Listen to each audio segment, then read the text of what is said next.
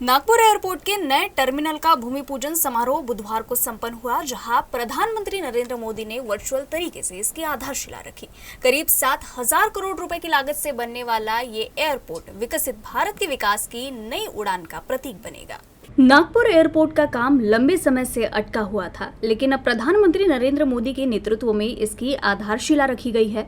Virtually इस कार्यक्रम में जुड़ते हुए प्रधानमंत्री ने कहा कि ये नया एयरपोर्ट नागपुर को ग्लोबल स्तर पर नई पहचान दिलाएगा। नागपुर एयरपोर्ट के आधुनिकीकरण और विस्तार का काम शिरडी एयरपोर्ट के लिए एक टर्मिनल बिल्डिंग का निर्माण आज इंफ्रास्ट्रक्चर से जुड़े इन दो अहम प्रोजेक्ट्स का शिलान्यास भी हुआ है। मैं इन सभी विकास कार्यों के लिए महाराष्ट्र के लोगों को बहुत बहुत बधाई देता हूं। नए एयरपोर्ट के निर्माण पर करीब 7,000 करोड़ रुपए खर्च किए जाएंगे। एयरपोर्ट की नई इमारत 3 लाख स्क्वायर फीट पर फैली होगी, जिसमें नया रनवे, नई टर्मिनल बिल्डिंग, अत्याधुनिक लॉन्ज और पार्किंग की सुविधा रहेगी। निर्माण के बाद इस एयरपोर्ट से हर साल 1.5 करोड़ यात्री सफर कर सकेंगे। इस एयरपोर्ट से न केवल यात्री बल्कि कार्गो सेवाओं को भी बढ़ावा मिलेगा, जिससे 9 लाख टन कार्गो का निर्यात और आयात संभव होगा। केंद्रीय मंत्री नितिन गडकरी ने एयरपोर्ट को विदर्भ के लिए ग्रोथ इंजन बताया। उन्होंने कहा कि नया एयरपोर्ट इस क्षेत्र की आर्थिक वृद्धि को बढ़ावा देगा। एयरपोर्ट के माध्यम से विदर्भ का जनता के लिए तो इसका उपयोग होगा ही, पर छत्तीसगढ़ और मध्य प्रदेश आधा, तेलंगाना और आंध्र प्रदेश को भी इसका उपयोग होगा।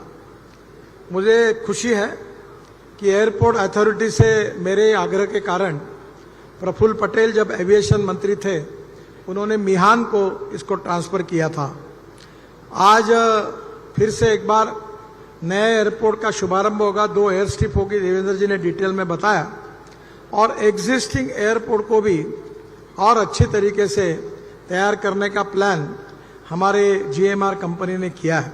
वहीं राज्य के उप मुख्यमंत्री और नागपुर जिले के पालक मंत्री देवेंद्र फडणवीस ने कहा कि नागपुर एयरपोर्ट को विश्व स्तरीय बनाने के लिए सभी आवश्यक कदम उठाए जाएंगे। उन्होंने अधिकारियों को निर्देश दिया कि निर्माण कार्य को रिकॉर्ड समय में पूरा किया जाए। देश की सबसे सुंदर एयरपोर्ट की इमारत ये नागपुर की होनी चाहिए। ये आपके ऊपर जिम्मेदारी यहाँ पर हम दे रहे हैं और मोदी जी के हाथों से इसका भूमि पूजन हो रहा है, इसलिए रिकॉर्ड टाइम में ये काम पूरा होना चाहिए, ऐसा मेरी आपसे विनंती है। जवळपास या ठिकाणी 1.5 कोटी प्रवासी, 1,40,00,000 प्रवासी हँडल करू शकेल इतकं मोठं विमानतळ आणि आधुनिक विमानतळ, जे 9 लाख टन कार्गो हँडल करू शकेल इतकं मोठं विमानतळ आज आपण या ठिकाणी बांधतोय। त्यामुळे अख्ख्या विदर्भाला आणि मध्य भारताला एक महत्त्वाचं औद्योगिक केंद्र म्हणून नागपूरचा विकास होताना आपल्याला निश्चितपणे या ठिकाणी पाहता येईल। पिछले कई वर्षों से ये प्रोजेक्ट अदालती कार्रवाइयों के कारण रुका हुआ था। सुप्रीम कोर्ट के हालिया फैसले के बाद इस प्रोजेक्ट का रास्ता साफ हुआ है। नया एयरपोर्ट नागपुर में पर्यटन और कनेक्टिविटी को बढ़ावा देगा, जिससे विदर्भ के साथ मध्य प्रदेश, तेलंगाना और छत्तीसगढ़ को भी फायदा पहुंचेगा।